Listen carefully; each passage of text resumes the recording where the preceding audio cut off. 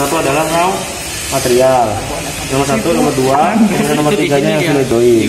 Oke, di sini ada pipa, Plat, kemudian ada pengujian baut. Oke, kemudian kita siap melakukan pengujian. Oke, kemudian kita Some sun, baby, it's time to go. All we need to put on is the radio.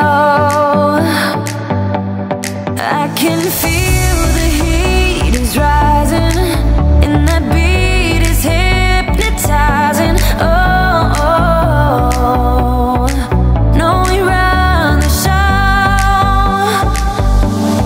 Let's get louder, come on, lose control. Got to live or we get too old.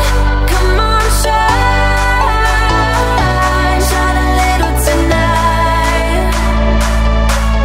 Let's get louder, come on, lose control.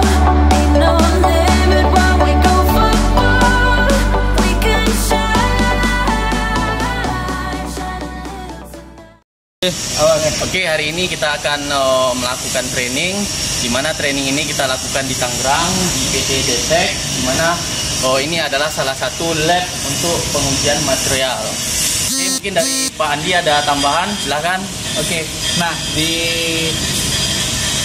vlog kali ini kita akan melihat aktiviti kita, kegiatan keseharian kita, bagaimana proses training, kemudian nanti proses sertifikasi, kemudian dari proses preparationnya hingga pengujiannya. Nah, kita akan lihat di laboratorium material testing ini.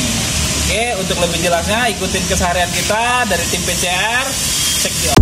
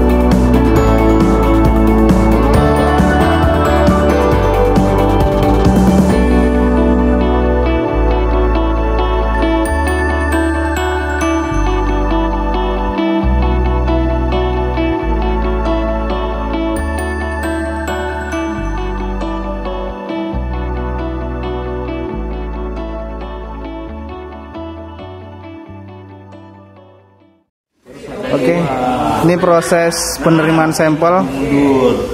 Oke, Pak Roni, Pak Marzuki, ini sekarang kita lagi menerima sampel ya. Ya, itu penerimaan sampel dan pengisian PO. order ya. Oke, ini sampelnya Pak ya. Ada apa aja sampelnya Pak Roni? Oke, di sini ada pipa, plat, kemudian ada pengujian baut, sama ini tidak? Iya, ini siku ya. Siku ya. Berarti ini plat ya. Oke. Silet ya. Pengujian material ini kemudian untuk pengujian sambungan plat ya, untuk tes kupon pengelasan ini sementara ini untuk raw materialnya ya. Pengujian raw material ini ada 3 item yang Ini satu lagi Pak, ini untuk baut. Ya, untuk pengujian pengujian baut ya. Oke.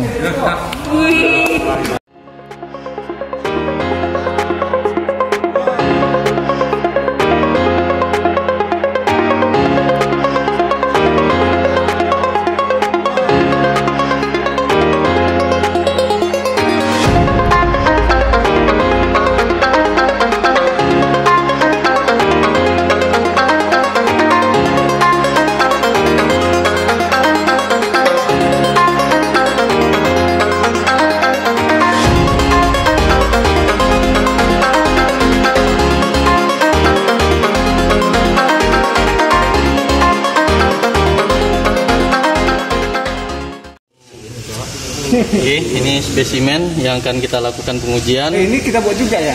Oke, jadi kalau spesimennya ukurannya kecil, Size. kita harus membuat bantalan untuk membantu pada saat proses penjepitan gitu. Jangan Pak, jangan buat bantalannya. Pabriknya tutup. Oh gitu ya, siap. Kemudian dikasih bantalan. Tujuannya untuk apa Pak Roni? Oke, tujuannya itu agar pada saat kita melakukan penguncian, benda kerja kita pas pada posisi stopper ya. Oke, kita letakkan. Berarti bantalannya juga ikut nanti tuh ya? Ya, kena. Oke, pastikan benda kerja menyentuh ke titik stopper. Kemudian kita lakukan penguncian di sisi belakang, sisi sebelah kiri dan sisi sebelah kanan. Setelah kita melakukan penguncian, kemudian kita dorong ke atas, kemudian kita tabut kunci dari pergerakannya sendiri. Kemudian kita lakukan proses pembuatan finotnya.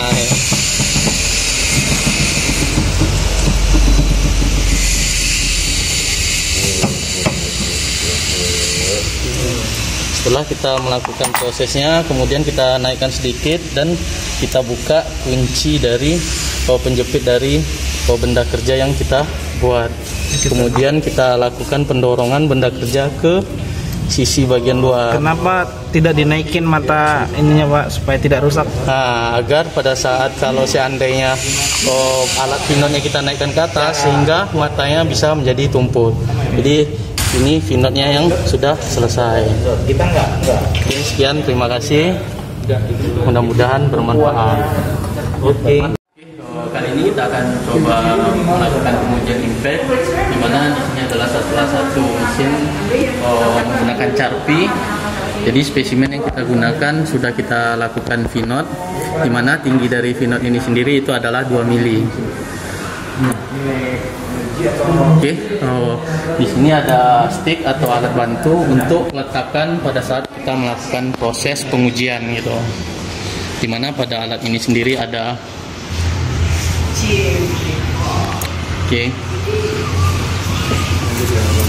Oke, sebelum kita meletakkan benda kerja, ini di setting dulu.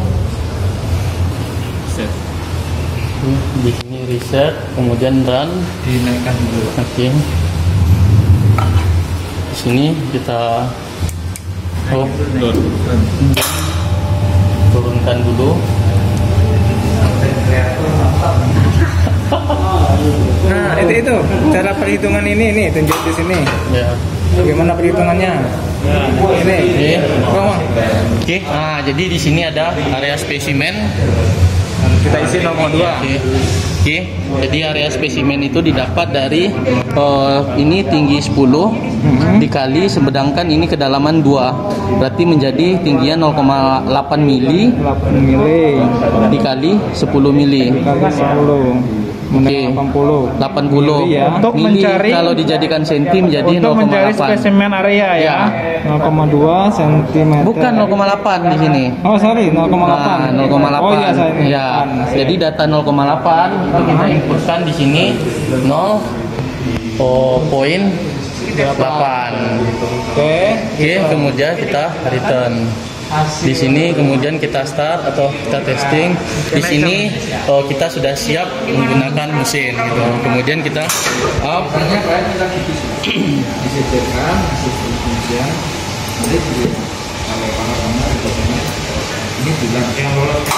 Oke, jadi di sini kita akan meletakkan spesimen berada pada posisinya. Oke, di sini.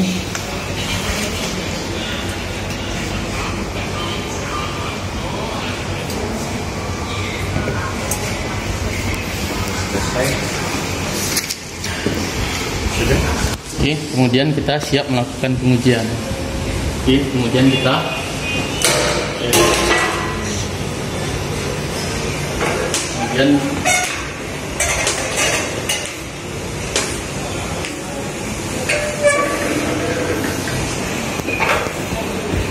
Oke, maka energi yang dihasilkan itu adalah 279,17 Joule, di mana sudut di sini akan kita gunakan pada saat kita melakukan perhitungan, sehingga energinya ini akan bisa kita dapatkan. Oke, di sini ada sudutnya itu adalah 100. Oke, di sini adalah 115. Oke, mungkin. Oke, jadi pada saat spesimen kita naikkan ke atas, kita harus melakukan pengecekan bahwasanya tumbukan atau tanda yang dimunculkan pada saat pengujian itu harus sama. Itu menandakan prosedur atau SOP yang kita gunakan telah sesuai dengan standar dari NIST. Itu tumbukannya pas di tengah ya. Ya. Oke, jika tidak pas di tengah? Jika tidak pas di tengah, berarti pada saat spesimen kita letakkan di tempat spesimen pengujian tidak berada di posisi yang tengah. Oke, mungkin itu aja yang bisa kita lakukan pengujian pada kali ini. Sekian, terima kasih. Saya Abdi, jadi saya menjelaskan tentang tension test. Ketika kita dapat spesimen seperti ini ya. Nah, ini welding spesimen, artinya dua plat yang disatukan, yang dilas di sini. Kemudian, spesimen ini dibuat berdasarkan ini karena kita pakai tension test, berarti untuk spesimennya itu disiapkan sesuai yang ada di sini gitu. Kemudian kalau kita merujuk ke sini ya, QW462.1A, kita cari di ASME-nya ya 462. Oke, lanjut. Ini 466, berarti di sini ya 462. Nah, ini 462.1. Berarti di sini 462.1A. Oke, sesuai dengan ASME ini, untuk thickness material ini, dia width-nya adalah 19 mili. Width ininya, lebar ininya. Kemudian untuk ininya di sini ada apa namanya itu? Ada width juga. Itu dia 6 mili, ini 6 mili juga. Jadi total ini dia adalah 31 mili ya, 31 mili.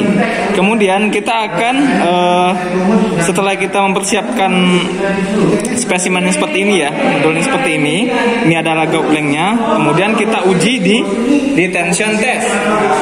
Proses ujiannya adalah kita masukkan ke sini ya, sini, kemudian dia akan lengket di sini pertama, kemudian yang di bawahnya akan lengket di sini. Oke. Sehingga nanti data-data yang kita perlukan adalah berapa luas areanya, kemudian berapa ketebalannya dan berapa widthnya. Kita masukkan ke komputer sana. Oke. Ketika kita sudah memasukkan datanya di komputer, maka akan kita lakukan proses pengujian. Nah, pada proses pengujian kita akan menarik, namanya tension kan, kita akan menarik sehingga spesimen ini putus.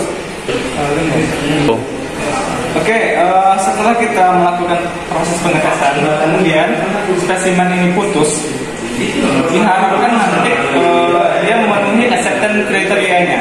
Acceptance kriterianya ketika dia putus, itu minimum spesifik tensilnya adalah, karena material ini adalah A36, SA36 spesifik numbernya, maka minimumnya adalah 400. Artinya spesimen ini harus putus di atas 400. Kalau dia putus di bawah 400 ini, 400 400 megapascal, maka spesimen ini dianggap reject. Tapi kalau dia putus di atas 400, maka spesimen ini dianggap accept, diterima. Nah, nanti dia setelah spesimen yang ditarik, kemudian hasilnya seperti ini ya. Nah, ini luas penampangnya pasti berbeda antara sini sama sini gitu. Karena ini ada proses necking di sini. Dia putus, kemudian ketika dia putus, maka kita dapatkan data dari komputer kira-kira seperti ini. Nah, grafik seperti ini. Kemudian data yang paling penting di sini, ini ultimate tensile strength. Oke. Nah, data dari ini nanti digunakan untuk pembuatan BTS ya, atau untuk kualifikasi welder. Oke, sekian. Terima kasih. Ini saya akan mencoba melihatnya pengujian pada hasil-hasilnya di sini. Nah, ini merupakan hasil material yang sudah dilas, yang dihubungkan, yaitu DNS-nya. Nah, bed joint ya, jadi kita mengulas dua buah plat yang disatukan. Nah, oke. Nah, ini merupakan bagian-bagiannya Pak Andi, ada side band. Nah, posisinya untuk pengujian material itu ada 3 bagian yang akan kita lakukan. Yang pertama ini bisa bagian side band. Nah, jadi kalau untuk pengujian bending side band, nah berarti kita menekannya dari sisi samping. Nah, kalau seperti ini kan sudah kelihatan nih hasil pengelasannya. Berarti kalau kita mau melihat hasil pengujiannya, berarti kita tekan yang bagian sini. Nah, kalau misalkan kita mau uji face band-nya, berarti kita menekan bagian root-nya. Kemudian kalau kita mau uji root band-nya, berarti nanti kita tekan bagian face band-nya. Nah, seperti itu. Oke. Nah, di sini merupakan alat bending yang kita gunakan untuk proses bending. Nah, pada pengujian bending ini ada beberapa kriteria yang kita harus tentukan. Nah, itu berdasarkan kriteria pada standar ASME. Oke, nah di sini untuk proses bending, nah kita juga harus menentukan kriteria dari mandril yang kita gunakan. Nah, ini berdasarkan kriteria pada standar ASME. Nah, kemudian jarak antar karena di sini juga harus kita tentukan sesuai dengan standar ASME. Nah, seperti itu. Oke. Nah, untuk standar ASME yang kita gunakan, kita bisa merujuk pada standar ASME figur QW 4661, di mana di situ ada test jig dimension. Nah, di sini kita bisa melihat elongation pada material yang akan kita uji. Nah, di sini bisa kita lihat spesimennya, thickness-nya, kemudian A ini merupakan diameter mandrel yang kita gunakan ya, diameter mandrel yang ini. Nah, kemudian parameter yang penting itu juga nilai C-nya. Nah, di sini bisa kita lihat. Nah, ini dia A-nya. Ini merupakan diameter mandrel. Kemudian C ini. Nah, oke, ini jarak yang kita berikan. Nah, seperti itu. Oke, kalau kali ini kita akan coba melakukan pengecekan hasil dari proses pengujian makro. Di mana pada pengujian ini kita akan melakukan pengecekan struktur dari hasil pengelasan, daerah mana yang dibilang base material, hazard material, kemudian daerah well. Baiklah, kali ini kita akan menggunakan kaca pembesar, sekaligus di sini ada lampu sebagai penerangan pada saat proses kita melakukan pengecekan. Jadi pembesaran ini sesuai berdasarkan ASME sendiri itu adalah kelipatan 10 kali. Oke, di sini ada kaca pembesar, kemudian spesimen kita letakkan ke sisi bagian bawah. Kita bisa melihat di dua buah sisi. Yang pertama di sisi dari kaca pembesar biasa, kemudian ada kaca pembesar yang dibesarkan sebesar 10 kali. Oke, kalau kita lihat di sini, kita bisa melihat dari hasil cacat pada proses pengelasan. Oke, kali ini kita lihat sendiri hasil pengelasan itu sudah memenuhi atau boleh dikatakan tidak adanya crack. Oke. Mana dia itu disebut band? Jadi kalau pada saat ini base material itu adalah di sisi kiri dan sisi kanan. Kemudian di antara well material dengan base material itu ada disebut dengan daerah hazardnya. Oke. Kemudian daerah well-nya itu adalah isian dari elektroda pada saat proses pengelasan. Oke, mungkin sekian. Kita ucapkan terima kasih kepada PT Detek yang sebagai penyelenggara kegiatan training di laboratorium DT. Bertepatan dengan tanggal 29 Oktober 2021, pas jam 6 sore, kegiatan ini selesai. Harapan ke depan mungkin akan disampaikan sama Pak Andi. Silakan Pak Andi. Baik, harapan dari kita sini, kita berharap semoga ilmu yang kita peroleh pada proses pelatihan ini selama seminggu belakang bisa bermanfaat buat kita sebagai tenaga PLP dan dosen yang nanti akan kita implementasikan pada mahasiswa kita di kampus, dan ilmu yang kita peroleh bisa bermanfaat bagi mahasiswa kita. Bukan itu saja, semoga video yang kita lakukan ini ataupun yang kita buat ini bisa bermanfaat juga buat teman-teman yang menyaksikan video ini.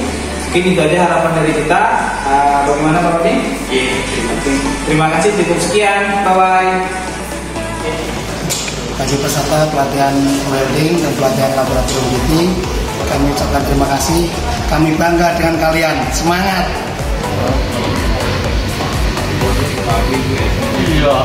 Teman-teman dari DT, ini ada Mbak Amel. Hai, see you soon, Pak Roni.